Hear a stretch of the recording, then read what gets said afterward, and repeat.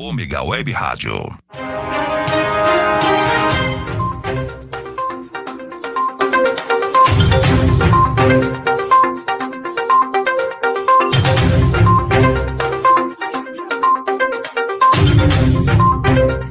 Boa noite, meus queridos internautas. Boa noite, Emerson. Boa noite, Marcelo. Hoje, com mais um programa Fatos em Destaque, nós vamos falar hoje sobre uma questão bastante importante, que é a relação abusiva entre pais e filhos. Principalmente porque nós temos um caso bastante que chamou muita atenção, não é? Da mídia, que está chamando atenção, que é o caso do pequeno Henry. E essa questão precisa ser muito discutida pela nossa sociedade, não é? Porque as pessoas esquecem que pai e mãe não são sagradas. Muitas vezes pai e mãe também machucam. E a gente precisa deixar de estigmatizar essa figura que muitas vezes são tudo na vida da gente, mas não são sempre assim na vida de algumas crianças. Então, apesar de a gente estar vivendo um momento tão complicado, de tantas perdas de pais e mães que são adoradas e que são muito queridas e queridos, não são todos os pais que representam isso para alguns filhos. Isso precisa ser mais discutido, isso precisa ser deixado de lado, essa figura como uma figura, como sendo uma figura que é sempre boa. Não, existem pais que machucam, existem mães negligentes e que também machucam, e hoje é o tema do nosso Fatos em Destaque. Não é mesmo, Emerson? Com certeza, Raquel. Boa noite, Raquel. Boa noite, Marcelo. Boa noite, nossos internautas, telespectadores. É um tema bem delicado, bem triste. O que aconteceu com essa criança não é a primeira vez, já tivemos outros casos aí, mas de tempos em tempos acabam se repetindo e tomando uma dimensão como esse caso tomou. É muito triste quando a gente vê que os pais estão envolvidos nesse tipo de violência, que os pais ou participam ou são omissos, e que sirva de alerta para as famílias, para os pais. Nesse caso aí era o pai que talvez tenha visto alguns sinais, mas ficou talvez meio perdido o que fazer ou não fazer. No caso dos Nardones foi ao contrário, foi a mãe que de repente viu alguns sinais e também ficou meio sem saber o que fazer ou não fazer. E a própria família, avós, tios, irmãos mais velhos em algumas situações. E tem todo o impacto que você falou, que às vezes não tem a violência física, mas tem a violência psicológica, e que às vezes ocasiona danos irreparáveis ou danos até a vida adulta da pessoa, enfim, depois até conseguir acertar esses danos, leva-se algum tempo. E hoje as nossas convidadas vão tratar muito bem do tema, vão explorar muito bem. Gostaria que você apresentasse elas e nós começássemos o nosso programa. Sim, é importante lembrar também que a família que é omissa, ela também ajuda na morte dessa criança. E que os casos que vêm à televisão são muito poucos perto daqueles tantos Henrys e Isadoras que a gente tem no nosso dia a dia. Então, é por isso que o tema precisa ser discutido na sociedade. E venho hoje apresentar a psicóloga Deise e a terapeuta de relacionamento, Gislene, para poder explicar mais essa questão desses relacionamentos tóxicos que a gente vê e presencia muitas vezes, nos escritórios de advocacia também, entre pais e filhos. Boa noite, Deise, boa noite, Gislene. Muito obrigado por terem aceitado o convite de participar do programa hoje. Gostaria que Boa vocês noite. começassem a falar, a se apresentar e falar um pouquinho sobre vocês. Primeiro, Gislene, por favor. Boa noite, Emerson e Raquel, muito obrigada pelo convite e por abrir esse espaço para falarmos de um assunto realmente de extrema relevância e no caso que vocês citaram do menino Henry, que realmente chocou o país e, como vocês bem mencionaram, de tempos em tempos, infelizmente, acontece. Eu sou Gislene Teixeira, eu sou sexóloga, sou especialista em sou graduanda em Direito, e é muito importante falarmos sobre isso e dividir com vocês que são advogados, eu na área de relacionamentos e também mediação de conflitos, e também compartilhar o conhecimento, aproveitar um pouco, né, do conhecimento da Daisy na psicologia, porque todas essas áreas elas acabam se integrando para olharmos para a sociedade de uma maneira mais íntegra e completa, para que assim a gente possa ajudar as famílias até que não caiam nesse tipo de relacionamento abusivo. E você, Daisy? Boa noite, Raquel. Boa noite, Emerson. Obrigada pelo convite. Gi, é muito bom trabalhar com você mais uma vez, trocar ideias. E eu e Gislene trabalhamos juntas há mais ou menos 25 anos. Então, é muito importante colocar aqui a importância de toda uma equipe interdisciplinar, né, como nós estamos fazendo aqui. Realmente, nós não fazemos nada sozinhos, e com vocês, advogados, a Gislene, eu na parte de psicologia, na área de psicologia, nós temos muito mais chance juntos de auxiliar muito mais famílias.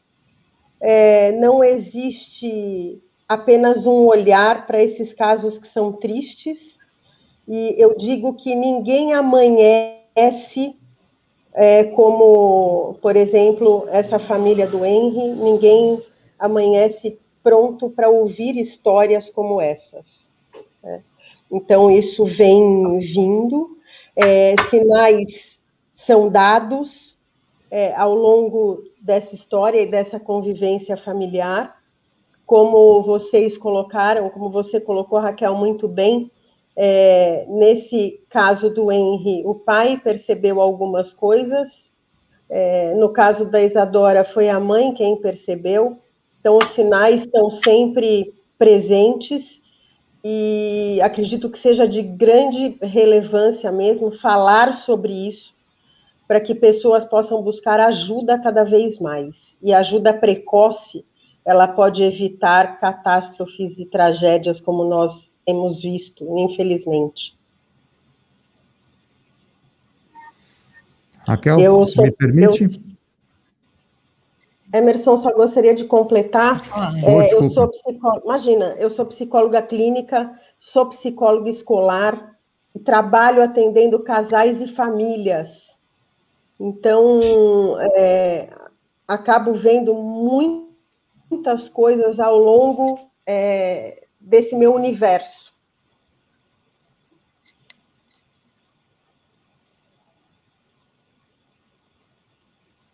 Posso perguntar?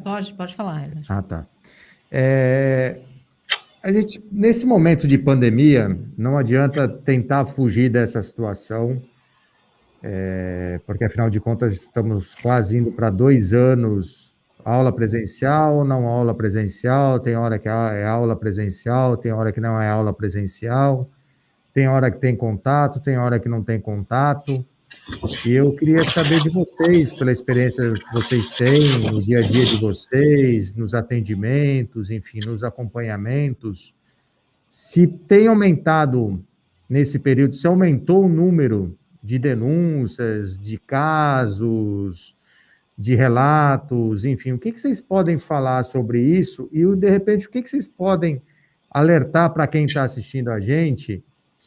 Embora essa distância toda da criança não está indo para a escola, às vezes vai de vez em quando porque consegue liberar a ida na escola presencial, mas aí depois não tem mais a ida presencial, não tem mais aquele contato, de repente, em clube, em atividade extra, até dentro dos próprios espaços comuns dentro dos prédios, enfim.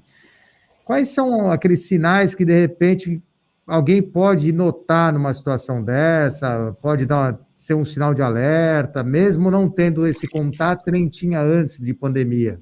Felizmente, a gente está num momento que, queira ou não queira, a gente acaba tocando no assunto pandemia, porque tem várias limitações de contato, do dia a dia. Enfim, gostaria que vocês falassem um pouco sobre isso, essa situação de hoje, se aumentaram os casos, e quais os sinais que, de repente, diante dessa situação toda, a pessoa estar ficando de olho, falar, olha, aqui pode estar acontecendo alguma coisa ou não? Eu vou começar porque eu vou falar do mais evidente, e aí a Deise complementa com o lado mais psicológico. Pode ser, Deise? Pode, lógico. Tá. Os casos têm aumentado, sim. Nós estamos falando de relações abusivas entre pais e filhos, mas precisamos entender que nesse momento de pandemia, todo mundo acabou perdendo o chão em todas as áreas, né? Profissional, afetiva, os relacionamentos conjugais. E apesar de estarmos falando de relações abusivas entre pais e filhos, não podemos esquecer que esses pais também são casais, marido e mulher. Então, uma vez que o relacionamento ele está comprometido em algum grau, também pode comprometer em alto grau o relacionamento entre pais e filhos.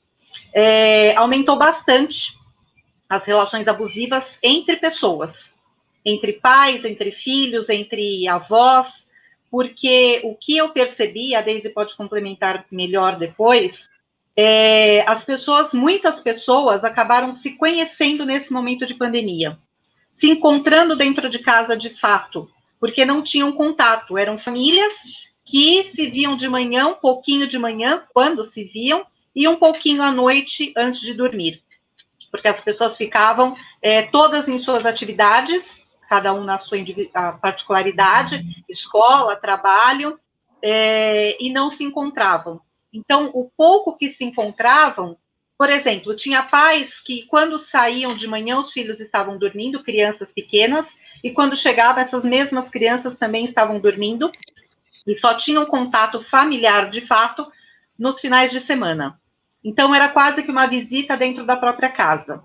E com a pandemia, com o isolamento social, com as restrições, as famílias tiveram que começar a conviver, de fato, no começo, que estava mais restrito o isolamento, 24 horas por dia, e aí foram conhecer, né, um conhecer ao outro, descobrir hábitos, descobrir, inclusive, eu atendi caso onde o pai não sabia o que o filho comia, a mãe não sabia qual era o horário que almoçava, qual era o horário que colocava para dormir, porque ficava o dia inteiro na escola, a criança, e no período, os pais chegavam bem mais tarde, e nesse período, entre horário de escola e dos pais chegarem, ficavam ou com babá, ou com a empregada, ou com a avó, com alguém que cuidava. Então, os pais realmente não conheciam os filhos que tinham.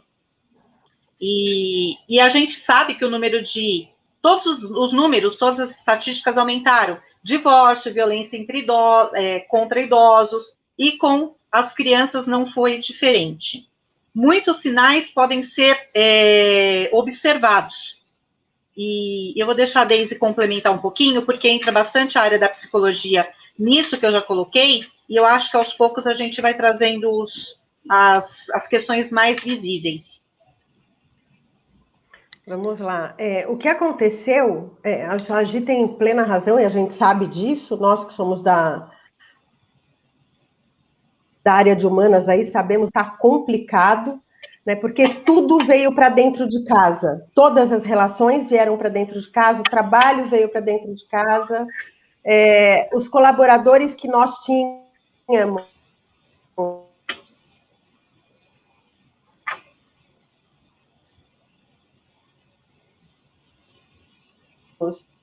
as pessoas que cuidavam. Então, o que acontece? Esses colaboradores saíram e todos os membros da família acabaram entrando com uma sobrecarga de trabalho, porque no começo todo mundo estava tentando manter a rotina do que era normal se fazer num trabalho presencial, e tudo se perdeu, as pessoas começaram a trabalhar cada vez mais, se dedicar cada vez mais, aquelas crianças estavam em casa, com aulas online, coisas que não estávamos acostumados. As mulheres que vieram trabalhar em casa, elas acabaram tendo uma sobrecarga de todo o funcionamento do lar, né, como limpeza, faxina, almoço, faz o jantar, coloca o lanche. Então, teve realmente uma sobrecarga muito grande para a mulher. Muitas vezes, essa mulher acabava pedindo ajuda para esse homem, que não estava acostumado a colaborar, porque estava fora. E muitas vezes começavam os atritos aí, né? Pais ausentes por conta do próprio trabalho, sem saber da rotina da casa. E como a Gi colocou, essas crianças, elas acabam sendo muito prejudicadas por essa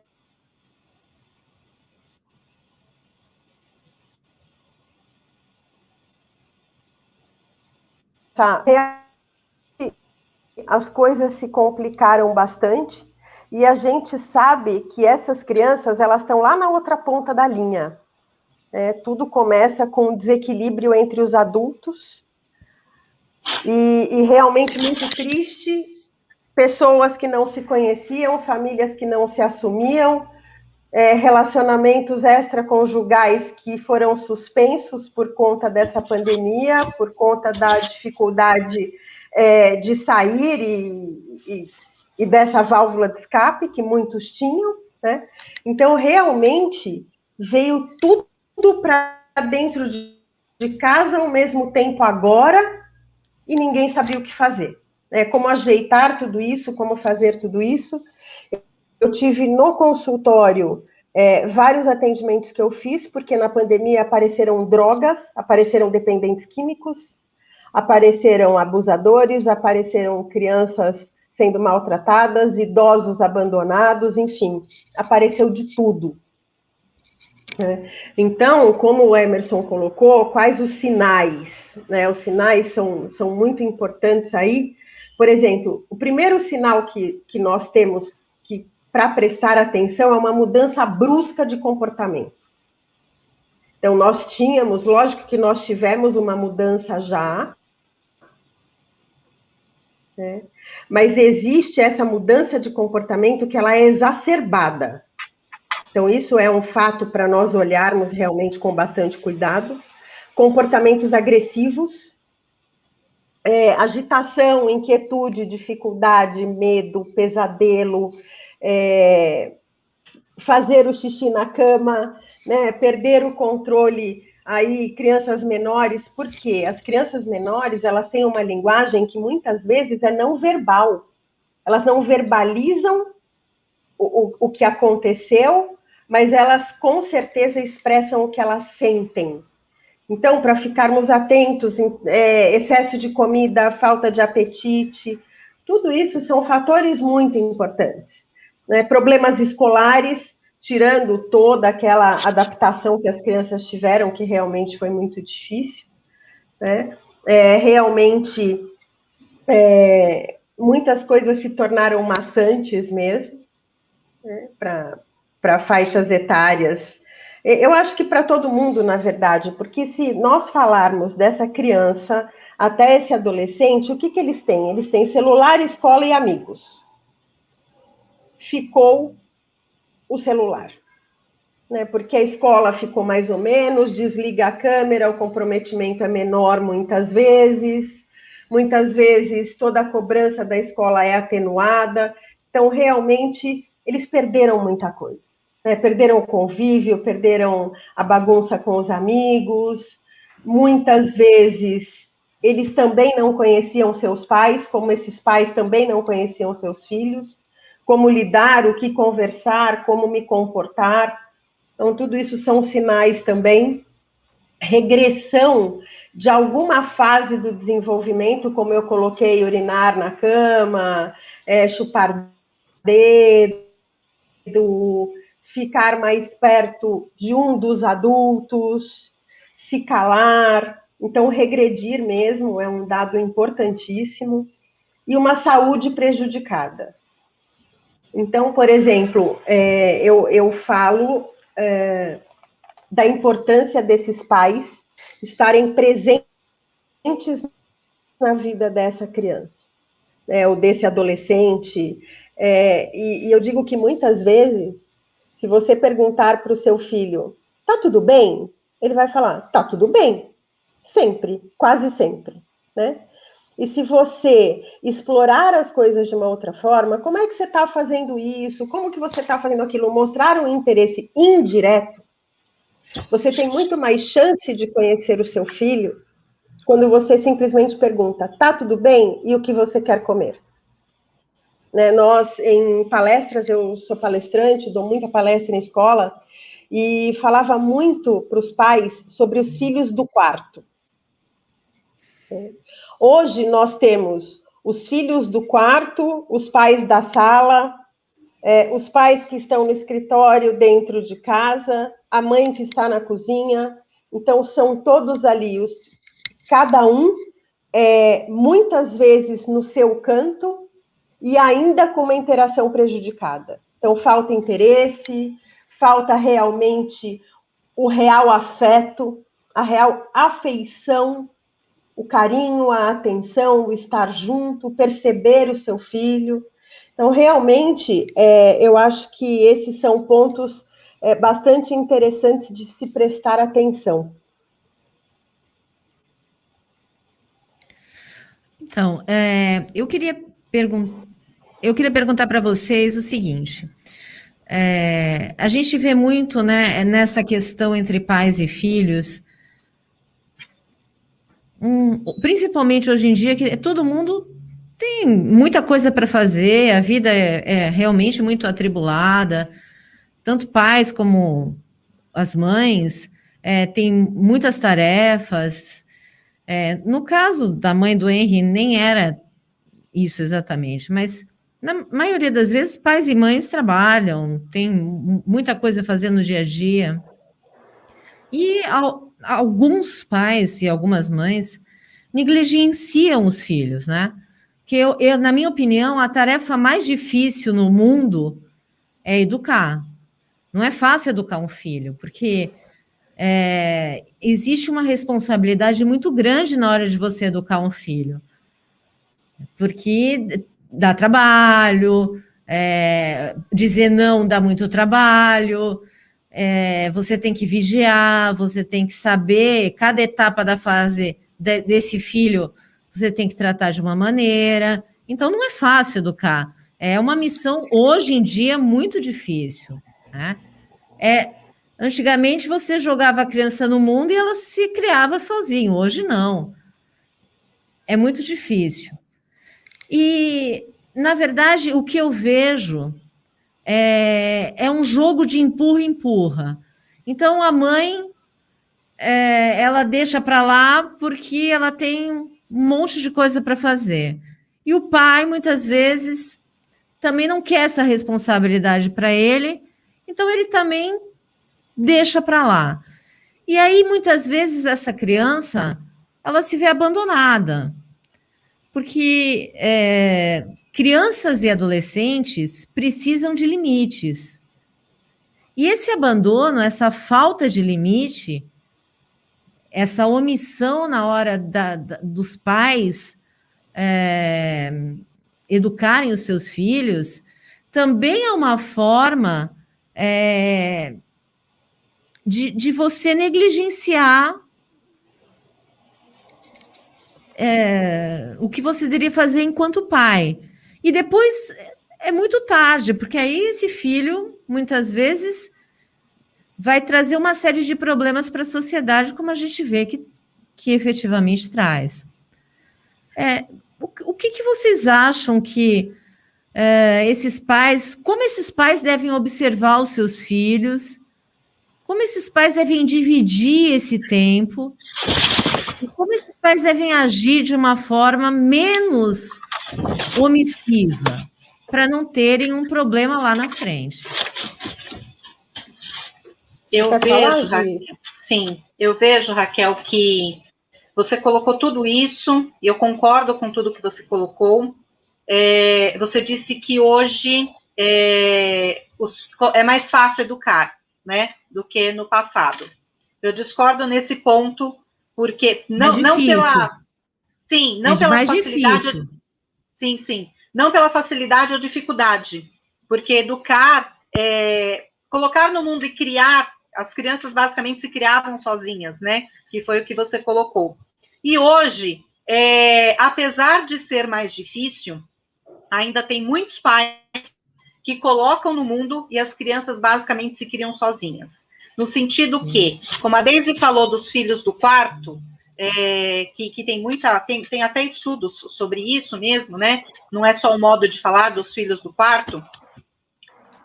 Tem muitas crianças e adolescentes que são criados pelo celular, como a Deise falou, são criados por babás, por escolas em período integral, são criados por terceiros e que os pais, de fato, como nós já mencionamos, não sabem quem são os filhos e os filhos, consequentemente, também não sabem quem são os pais.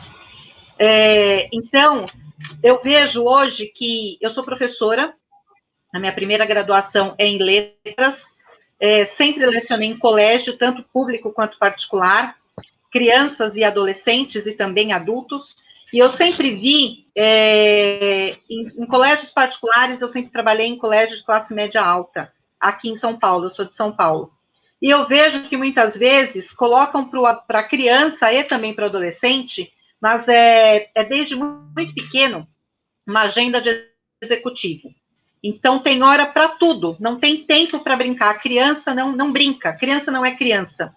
Então, ela tem o período da escola, das 7 à 1 da tarde, ela almoça correndo, porque à 1 da tarde ela tem aula de balé, depois já emenda com natação, com inglês, com teatro, com bateria, com violão, e ela termina o horário dela, as atividades dela, 8 horas da noite. E ela não tem estrutura nem física, nem mental, nem psicológica para tudo isso. Agora, por que é colocado dessa maneira? Porque alguém tem que ficar com essa criança, e não é os pais. Né? Então, tem que ocupar, porque a criança tem que estar sendo olhada, criada, educada, vigiada por alguém. E aí são esses cursos extracurriculares, por exemplo. Quando não existe essa possibilidade por algumas questões, ou por questão de espaço, de questão financeira também, de locomoção, enfim, as crianças são educadas pela internet. A gente sabe, tem até alguns youtubers que têm vários processos e que são eles que educam as crianças. E muitas vezes os pais não sabem nem que programa que é aquele, que canal no YouTube que a criança assiste, mas ela assiste aquilo. Então, hoje quem cria, a educação, em muitos casos, ela é terceirizada para a internet, para o celular, para os cursos, e pouco está nas mãos dos pais, essa é uma realidade. Quanto mais ocupados os pais são, mais negligenciados os filhos também são. É uma consequência lógica, porque os pais trabalham, né, cada vez mais e os filhos estão sozinhos cada vez mais, sendo educados por babás, por exemplo. Então, é muito difícil, hoje se cria, mas não se educa, e aí a gente vê que existe a quebra do dever de cuidar. E junto a isso vem a questão da omissão, a omissão do cuidado, vem a questão da negligência emocional e todas essas questões. E nessa situação, nesse contexto todo, ninguém sai ileso, absolutamente ninguém.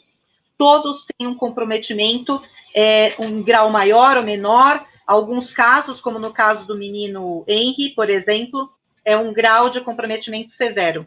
Ele pagou com a vida, tem todo um histórico, a gente não está aqui para julgar o caso, nem para levantar nenhuma questão, mas ele pagou com a vida questões que poderiam, talvez, né, não estávamos lá para saber, mas muito provavelmente, pelo que a mídia coloca para a gente, ter tido um olhar mais pontual e ter evitado muitas situações. muito sofrimento para a criança, desde de querer brincar, como, por exemplo, eu vi um vídeo que ele mandava para o pai, dizendo que ele queria brincar, bom dia, papai.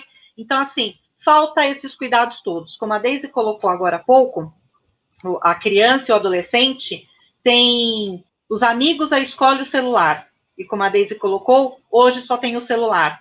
Só que nesse mais de um ano que estamos de pandemia, nesse isolamento, a criança perdeu as festas de aniversário dela e dos amigos, perdeu o contato. Tem criança muito pequena que está naquela fase que, literalmente, de um mês para o outro, se você não vê, não tem contato, você já nota muitas mudanças na criança, muitos avanços, que dirá uma criança que está sozinha durante um ano, longe dos avós, muitas vezes, longe dos amigos, e tem um comprometimento muito grande. A Deise pode falar, porque foi até um caso que nós atendemos em parceria, de criança que não queria sair de casa nem para ir ao supermercado, com medo, né? Então, o comprometimento é esse, e, como eu disse, ninguém sai ileso dessa situação.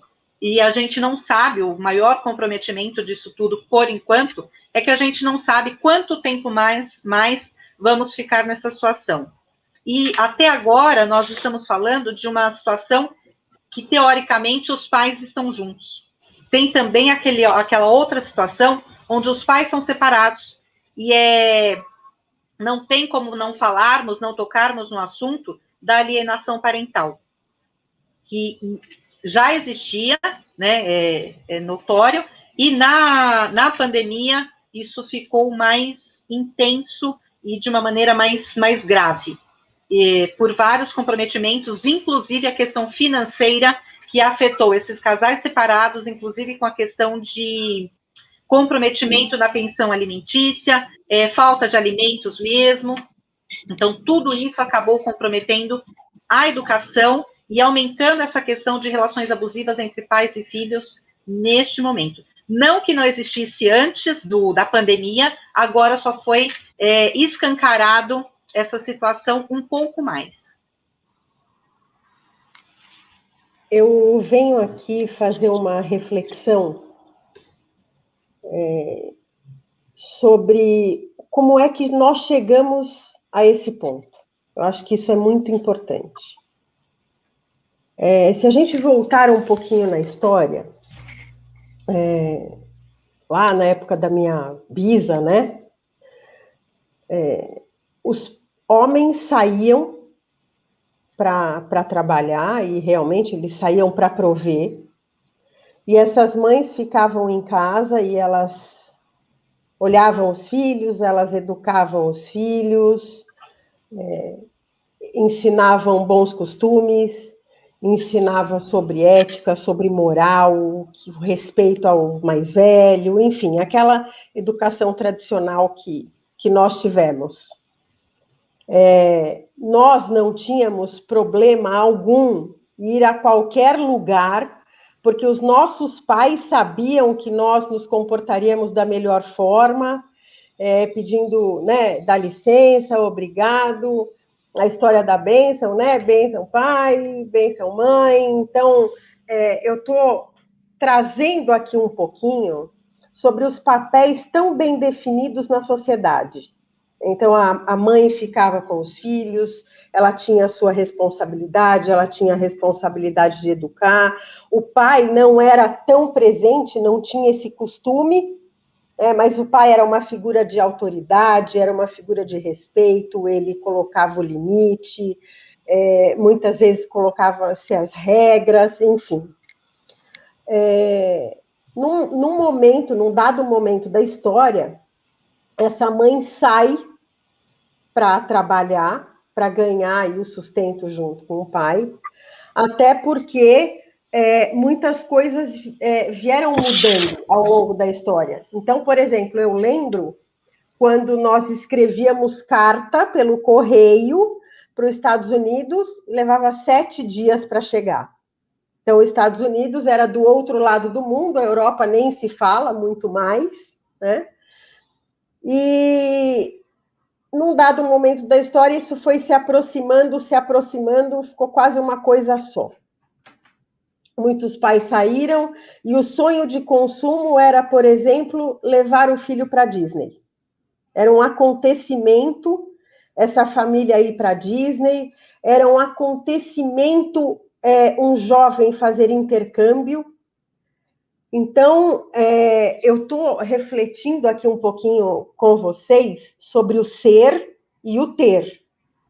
Então, quanto mais foi se saindo para ter, para conquistar o ter, mais foi se perdendo o ser, né? Como a Raquel coloca, essa educação dessa criança acabou sendo delegada para babás, para essas funcionárias do lar, para os avós que tinham uma outra consciência, uma outra geração.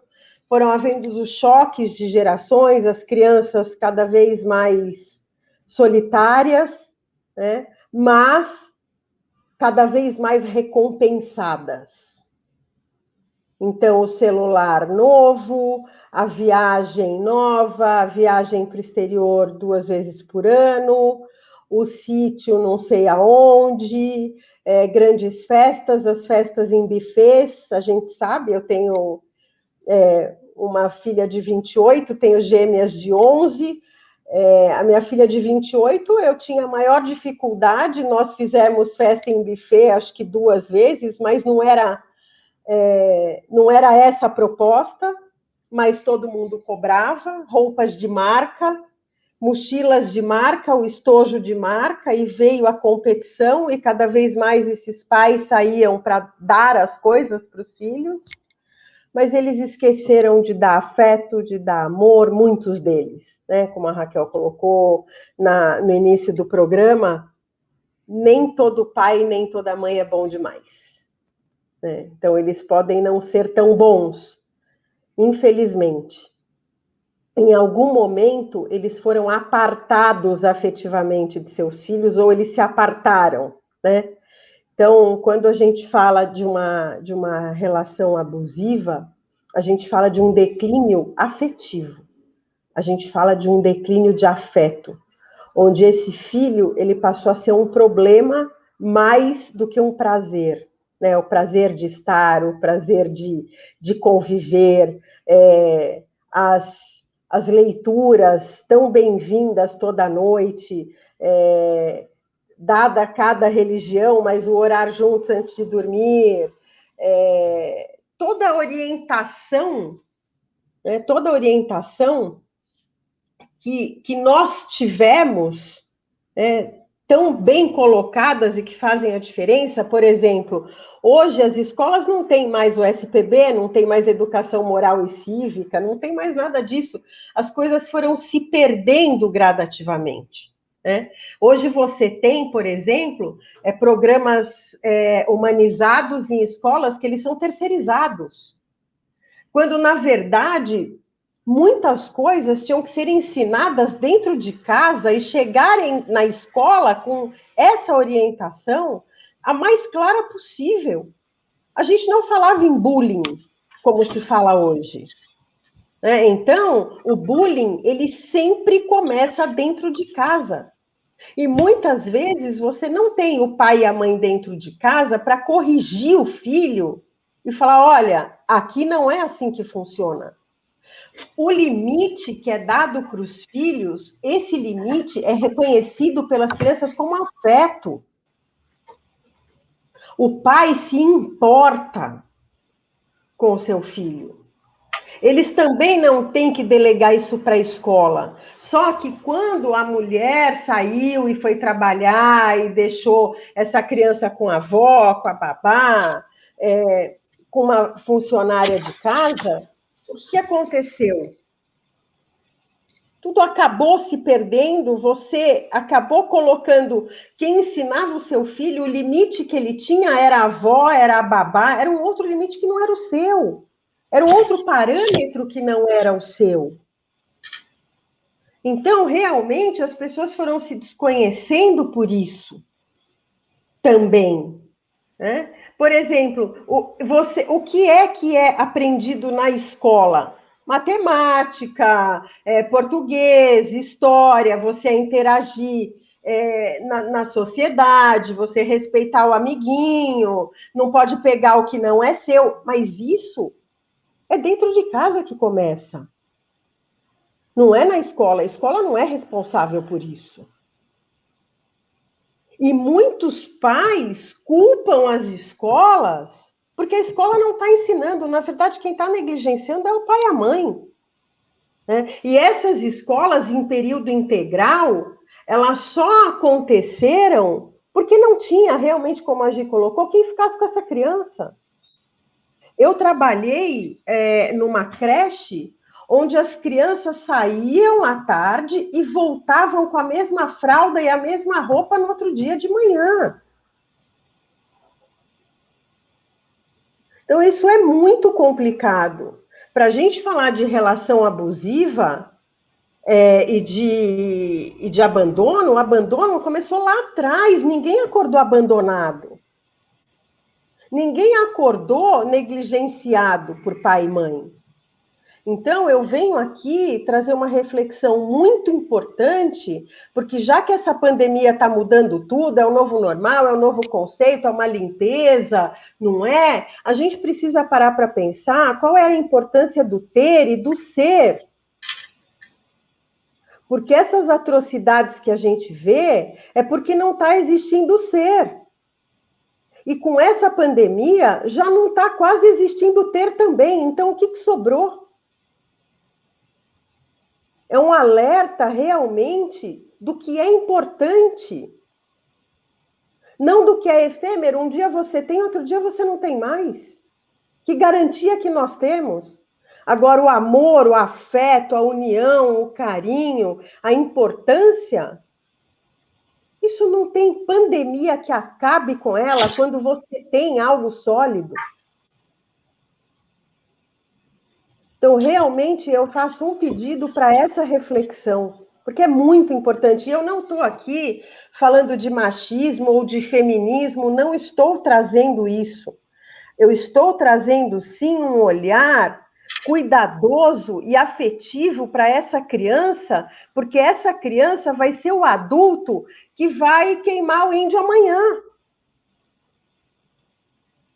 E em muitos casos, o abusador, ele foi abusado.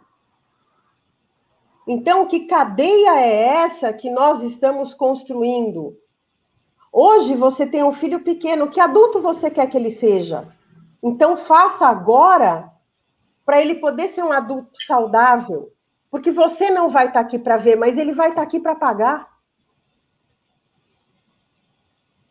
Tem também, Deise, Raquel e Emerson, a questão que realmente, né, quando a gente fala em relações abusivas, tem todo esse contexto que nós já colocamos aqui, e precisamos entender algumas questões, né? A Deise falou que lá no passado o homem era o provedor, ele saía bem lá atrás, né, para caçar e trazer o alimento para casa, e hoje é o que vai trabalhar, todos trabalham, né?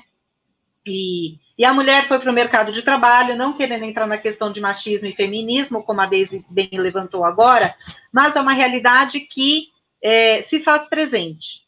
Tudo mudou, a gente precisa pensar a Deise falou de educação, desses bons modos e costumes, educação para o trabalho, SPB, tudo isso que tinha no passado, que eu acho que todos nós aqui tivemos essas matérias na escola, na nossa época, na nossa geração, e que hoje não tem mais.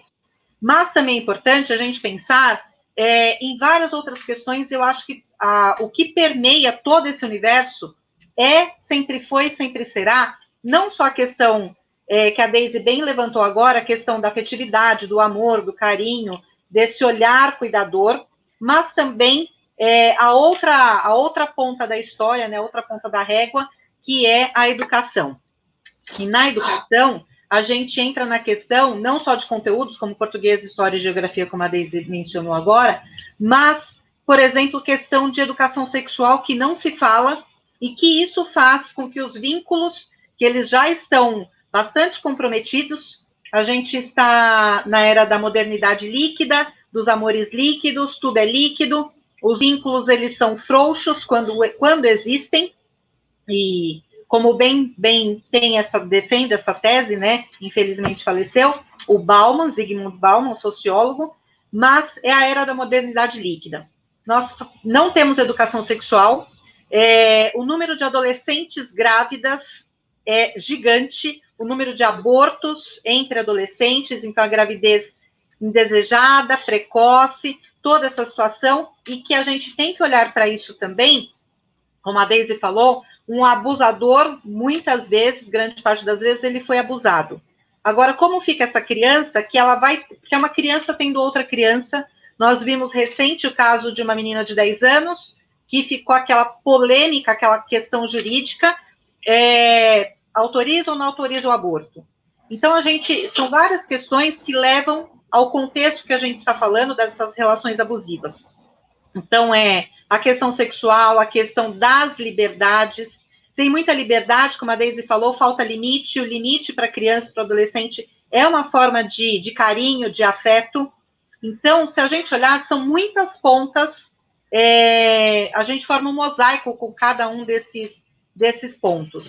Então, não dá para falar sobre relação abusiva entre pais e filhos ou entre qualquer tipo de relação, inclusive no trabalho, todos os tipos de relação, sem olharmos exatamente para esse cenário que a sociedade apresenta hoje.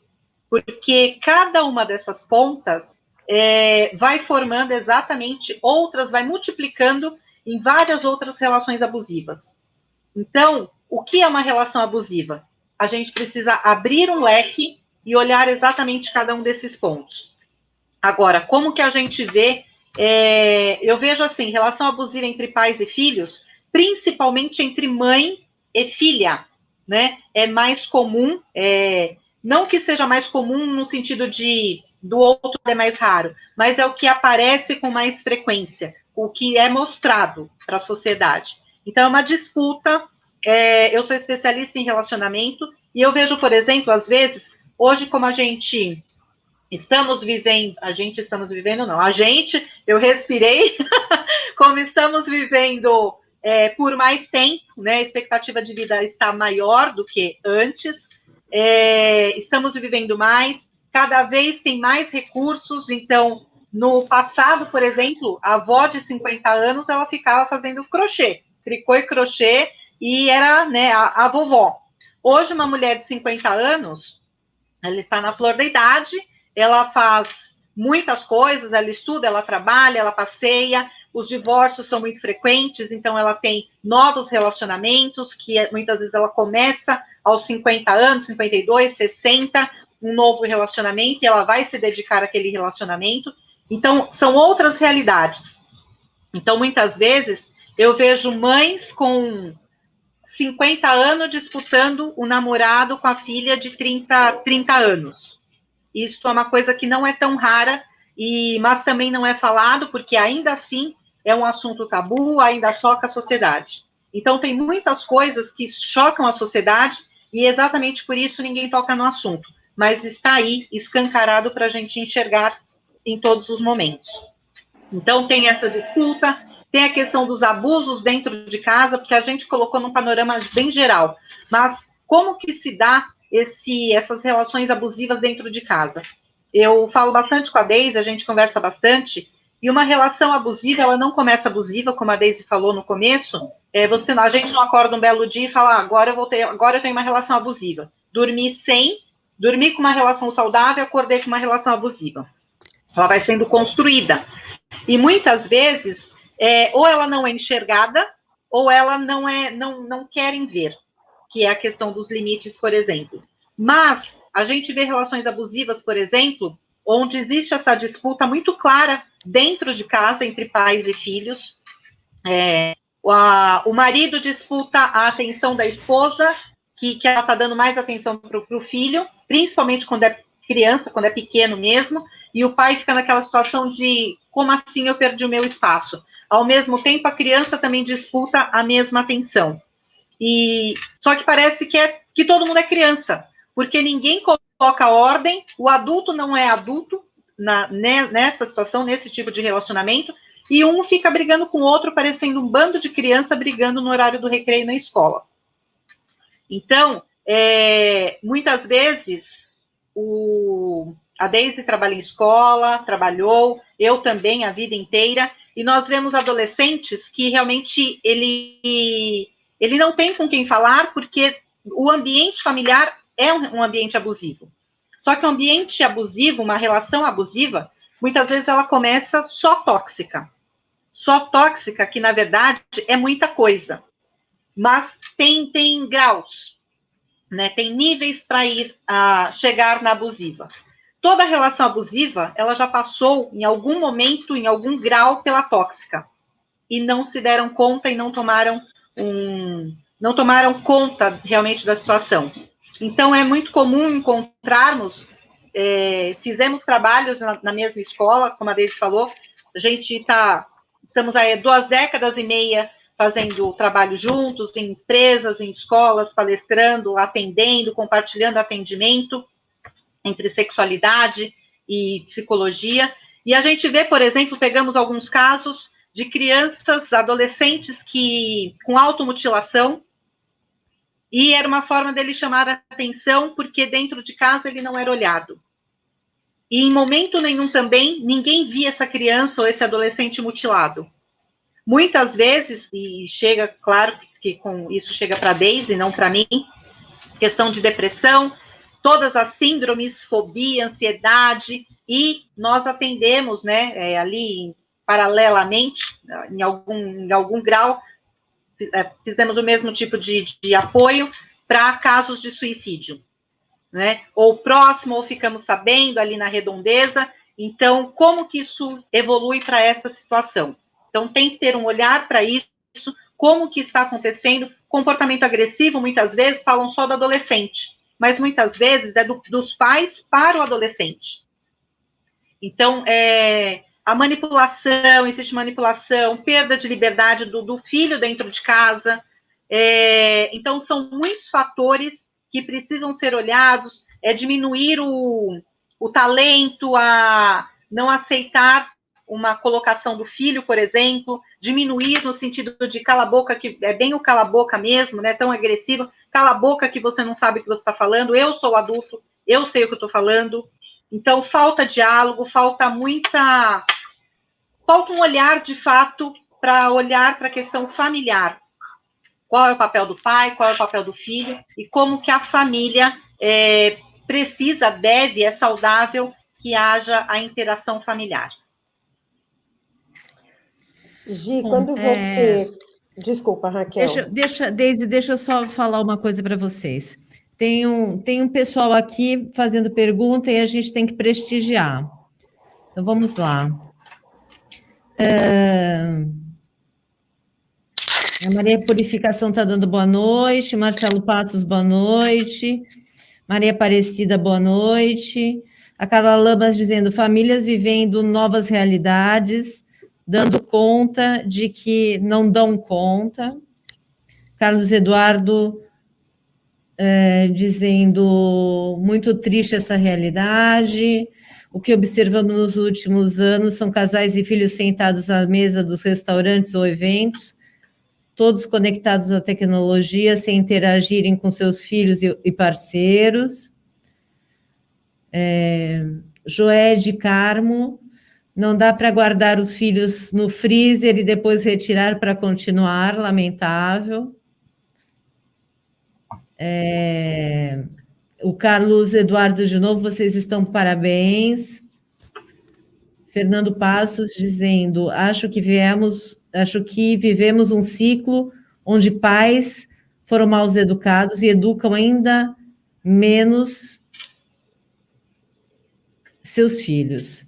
Nos dias de hoje, a maioria das mães trabalham devido à necessidade financeira ou satisfação profissional. No meu ponto de vista, isso prejudicou muito a educação dos filhos. Bom, eu acho que a questão da mulher sair de casa para educar os filhos não é uma questão que faça, na minha opinião, necessariamente o filho ser bem educado ou mal educado. Eu acho que isso não é uma regra. Eu acho que é possível conciliar as duas coisas, desde que ela saiba que ela vai ter que chegar em casa e ela vai ter que dedicar um tempo para o seu filho.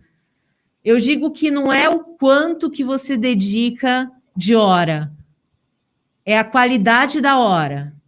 Porque eu conheço mães que ficam o tempo inteiro em casa e não tem qualidade de hora com seus filhos.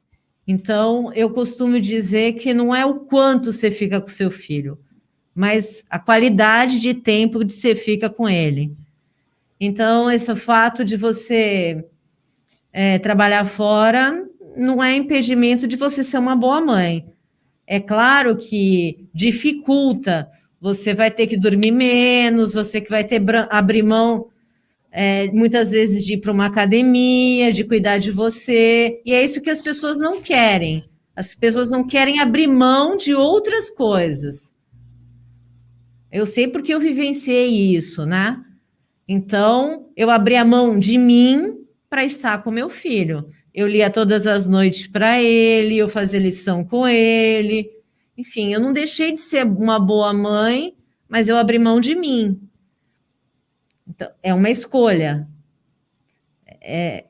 Você tem que saber o que você quer. Enquanto seu filho é pequeno e ainda adolescente, eu preciso cuidar dele. Então, eu tenho que fazer opções na minha vida.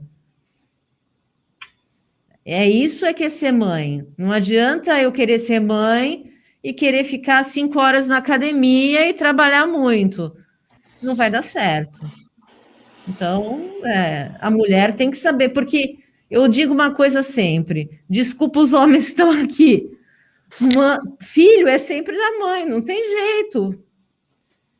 Então, a educação, eu acho que as meninas deveriam ter uma educação assim, isso deveria ser falado no ensino fundamental para as meninas. Olha, você tem que ter tantos filhos quanto você possa cuidar, porque isso vai sobrar no fim para você. Eu acho que isso seria muito importante, a gente evitaria algumas coisas. Porque essa é a realidade, não adianta. E quanto à questão das gravidez indesejadas, dos abortos que acontecem clandestinamente, eu vou dizer uma coisa, a gente só vai legalizar o aborto, e eu sou contra o aborto, por uma questão até religiosa, mas eu acho que em algumas situações o aborto deveria ser legalizado, quando o Congresso tiver uma maior quantidade de mulheres. Que enquanto tiver homens, eles vão decidir porque contra. A mulher é que sabe o que sofre no seu corpo. Então, não vai ter jeito. Isso é uma coisa que, em qualquer país do mundo, é assim. Então, é uma questão muito mais... se o homem tivesse filho, eu garanto que o aborto já teria passado faz tempo. Muito tempo. Mas como somos nós, então isso não passou ainda. E aí eu queria que vocês falassem sobre essa questão aí que foi colocada pelos nossos ouvintes. Gi, quer colocar? Sim. Da mulher, né? Da qualidade da mulher que trabalha. Eu concordo completamente, né? Totalmente com a colocação do ouvinte, com as suas também, Raquel. Não é quantidade, é qualidade. Isso não só relação entre pais e filhos, mas todos os tipos de relações. Na verdade, eu brinco sempre que onde tem foco, onde a gente coloca o fermento, é onde cresce, né? Onde a gente coloca o olhar, o carinho, a dedicação, é onde vai crescer. Eu vou concluir a fala, mas depois eu queria que a Deise levantasse essa questão que você falou de não dá para ter filho e ficar 5 horas na academia, passear no shopping a tarde inteira, porque é incompatível, não dá, né? O número de horas que é igual para todo mundo é inviável quando você escolhe ter filhos. E essa questão de escolher ter filhos que a gente sabe que não é exatamente assim, e a questão do aborto, juntando a tudo isso, eu volto na questão da educação sexual e de várias outras questões. Mas eu gostaria que a Deise complementasse já com a questão de toda essa situação, ainda com uma mãe com um perfil narcísico, que aí agiganta toda essa situação problemática, né? São escolhas, eu concordo com você, não é quantidade, é qualidade, são escolhas que a gente tem que fazer, sempre vai ter que ceder para alguma coisa, sabe que a mulher, estamos aí, né, em busca de direitos iguais, na verdade, de equidade, estamos bem distante dessa realidade ainda, mas é verdade que se olharmos para trás, evoluímos um bom pedaço do que era, mas tem uma longa jornada pela frente, mas nessa situação a gente sabe que realmente a mãe, o filho sempre é da mãe, aliás, eu acho que é por isso que tanto se fala filho da mãe, né, como um xingamento, que na verdade é uma questão óbvia, é o filho da mãe. A minha mãe dizia assim, a gente sabe quem é o filho, quem é a mãe, até em outro contexto. O pai a gente nunca sabe, nunca tem certeza de fato.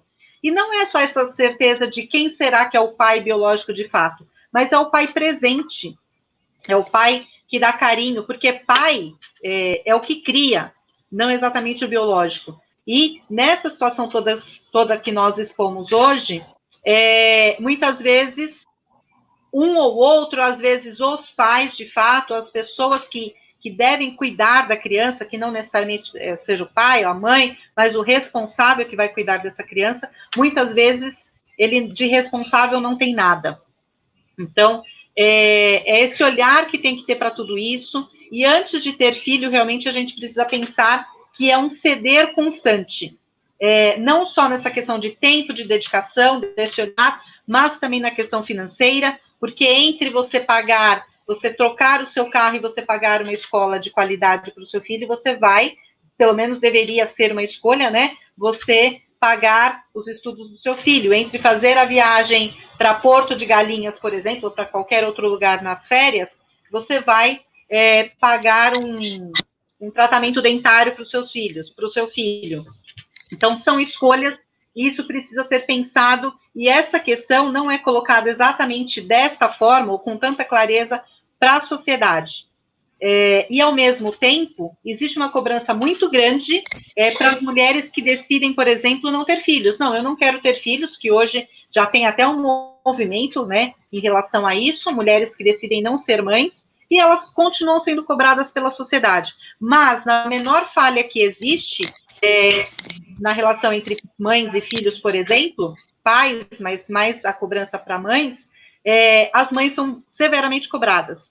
Então, são dois pesos e duas medidas, e aí fica difícil de entender a própria pessoa, né, o próprio cidadão, entender a posição dele na sociedade, porque ele não sabe qual é a peça que ele tem que mexer ali, porque cobrado e julgado e criticado, em algum grau ele vai ser, principalmente as mulheres que decidem ser mães ou não decidem ser mães, e toda essa situação.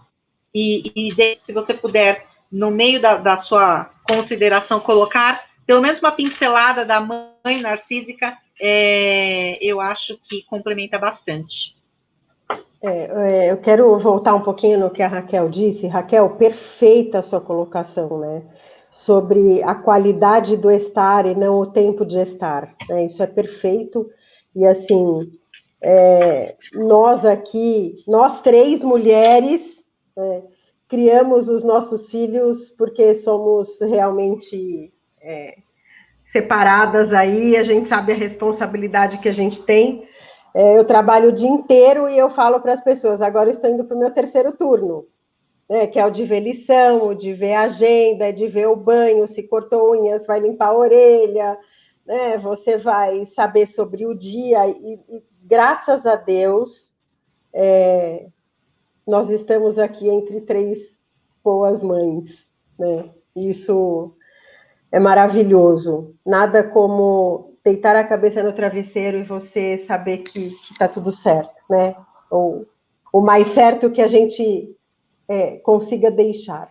né, em termos de afeto, de cuidado, de atenção, de tudo isso.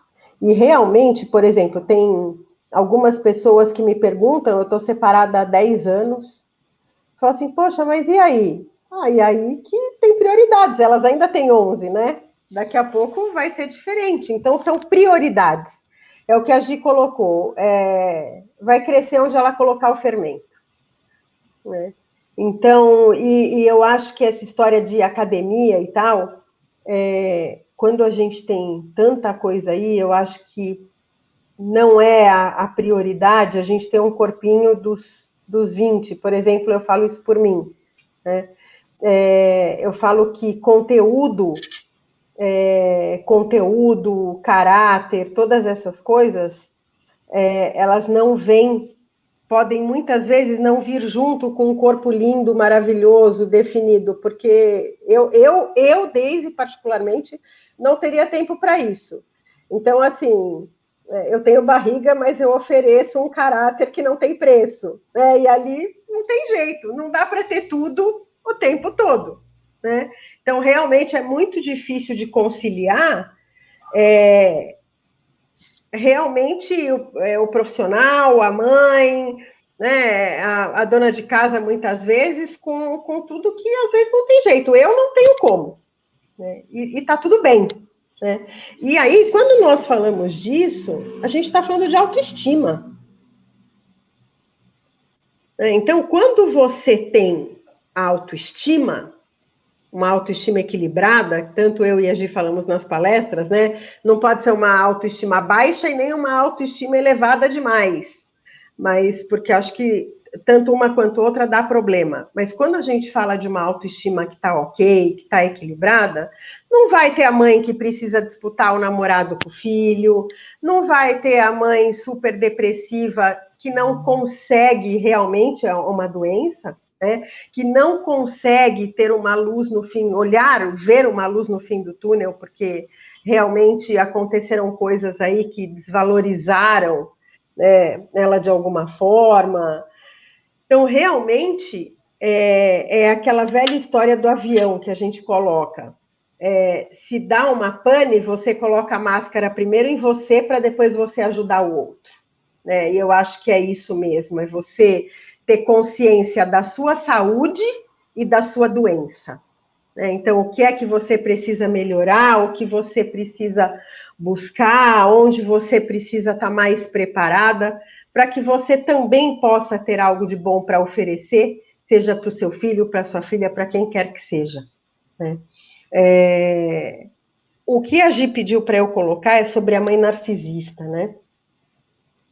Na verdade, eu quero fazer um parênteses que, assim, a Gi fala, tem a história do filho é da mãe e o filho é da mãe, né? Mas hoje eu vejo muitos pais, e olha como em algum momento a gente desvaloriza, quando a gente fala assim, eu vejo muitos pais sendo mãe. Não, eu vejo muitos pais sendo pais com excelência, né? Como eu vejo mães sendo mães com excelência. E nós, enquanto mães, nunca vamos substituir o papel do pai, e os pais, enquanto pais, nunca vão substituir o nosso papel de mãe. Então, eu acho muito importante colocar isso, porque, por exemplo, tem pais separados que realmente procuram prejudicar a mulher, mas tem muitas mulheres que também procuram prejudicar esses homens, né? Então, sem dúvida nenhuma. Né? A gente tem de tudo realmente. Assim, eu tenho um caso dentro da minha casa, né, onde a Gi muito bem sabe, meu irmão sofreu, comeu o pão que o diabo amassou, e ele é um pai exemplar, né? Então, a gente também vê isso.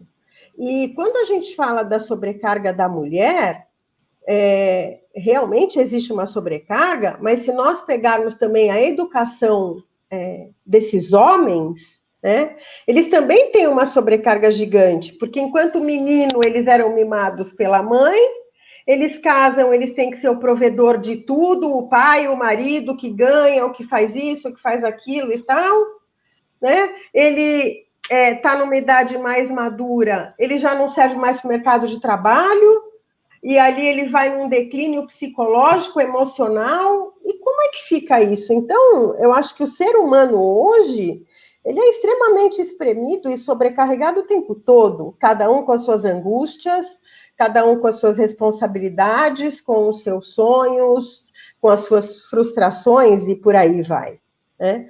Agora, como a Gi colocou, uma vez, Raquel, eu vou até tirar uma dúvida com você.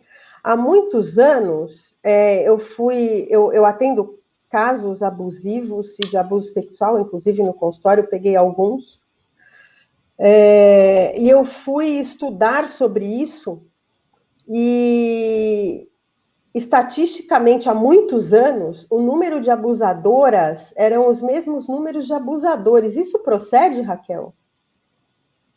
Você tem essa informação? Os abusadores, depende, né? Depende. Abusador sexual, os homens ganham assustadoramente. Mas o abusador psicológico deve realmente ser bem páreo. Né? A Porque mãe, assim, sim. Ela é muito abusadora.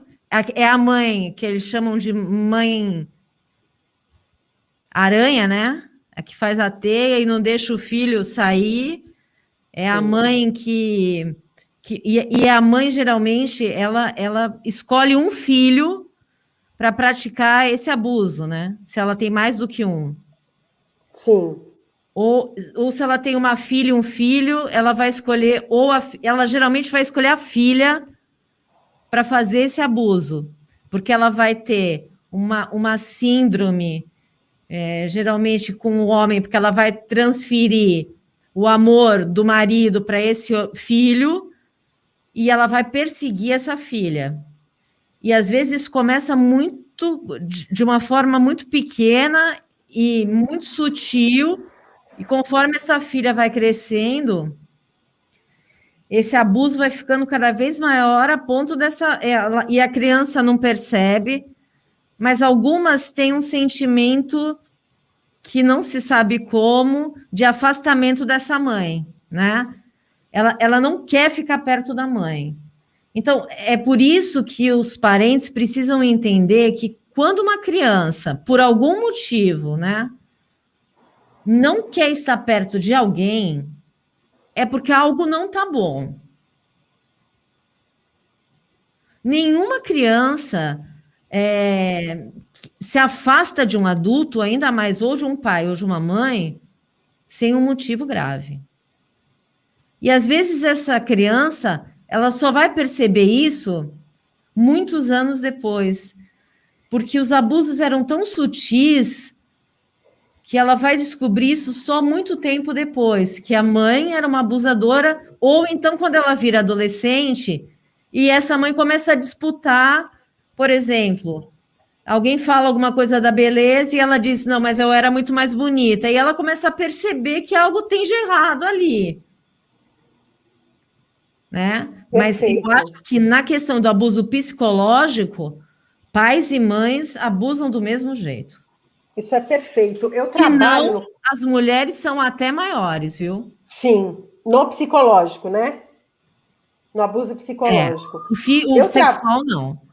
Sim, eu trabalho no consultório, Raquel, com sistêmica familiar. Então, o que eu faço? Uma das primeiras coisas que eu faço é desenhar a família. Né? Isso é importante dizer. Por quê? Então, eu desenho o pai, a mãe e os filhos. E, na verdade, nós todos nascemos com um papel. Né? Todos têm um papel e nós, geralmente, já nascemos com um papel. Então, você vê, por exemplo, como a Raquel colocou, o depositário dessas frustrações e dessa perseguição e dessa disputa. Você vê o filho que o pai ou a mãe fazem par, né? Você vê aquele filho que é mais indiferente por ser o mais quietinho, não dá tanto trabalho, não se expressa tanto.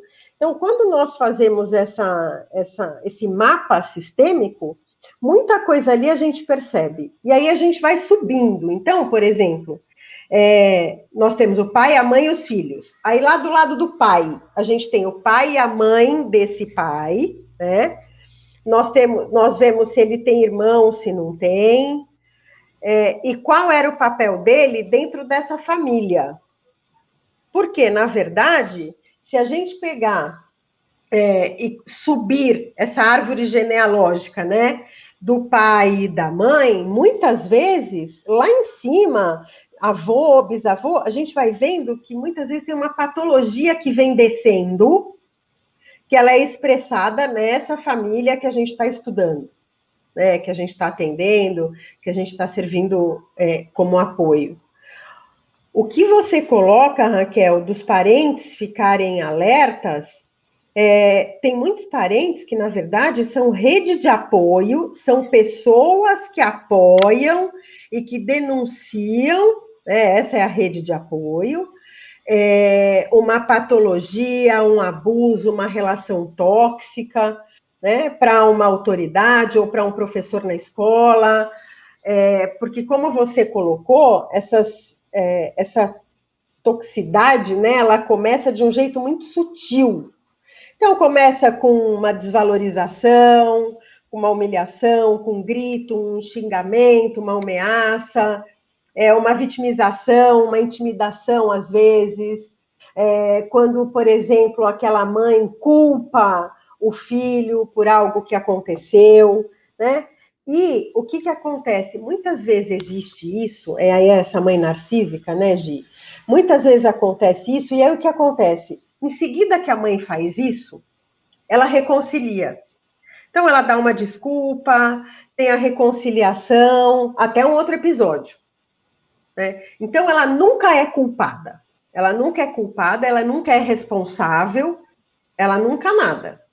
Então, foi o técnico da TV que veio e não arrumou a TV, ela ficou nervosa, foi o filho que não parou de falar, foi o jantar que não saiu direito, é a dor de cabeça, mas de alguma forma, esse filho, ele é sempre um depositário de sentimentos e expressões que não são agradáveis, que são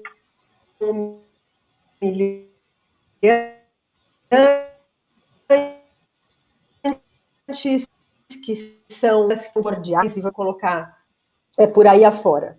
Mas existe a reconciliação, com isso a vítima, ela até arruma desculpa, fala, mas acho que eu que não fiz as coisas direito, não, a minha mãe brigou comigo porque ela estava cansada, porque ela cuida da gente, porque ela brigou com o namorado, porque ela discutiu com o meu pai, não, é que eu não sou quietinho mesmo, e ali ele vai cada vez mais sendo depositário desses sentimentos ruins e, na verdade, dessa patologia, porque isso é uma patologia. Né? Uma relação abusiva, ela é crime. Né? Uma relação abusiva, ela não pode, de forma alguma, permanecer ali. Né? E muitas vezes a própria vítima atenua para esse abusador ou para essa abusadora. Então, isso não pode existir. Né? E muitas vezes esse relacionamento só chega ao fim, esse relacionamento tóxico, abusivo, ele só chega ao fim quando essa vítima se fortalece e de alguma forma ela exige uma mudança de comportamento desse abusador, ou ela denuncia, né? Ou num sentido figurado, ou num sentido realmente mais fidedigno, né, da palavra denunciar, ou quando ela vai embora, quando ela tem a força de ir embora. Por isso que eu falo, né, quando o afeto e o respeito não tiverem mais sendo servidos, levante da mesa, porque não tem mais nada ali para você. E uma pessoa, ela só consegue fazer isso quando ela tem autoestima ou quando ela reconstrói a sua autoestima. Porque, na verdade, esse ciclo, o que ele destrói, esse ciclo destrutivo, ele mina a autoestima da vítima.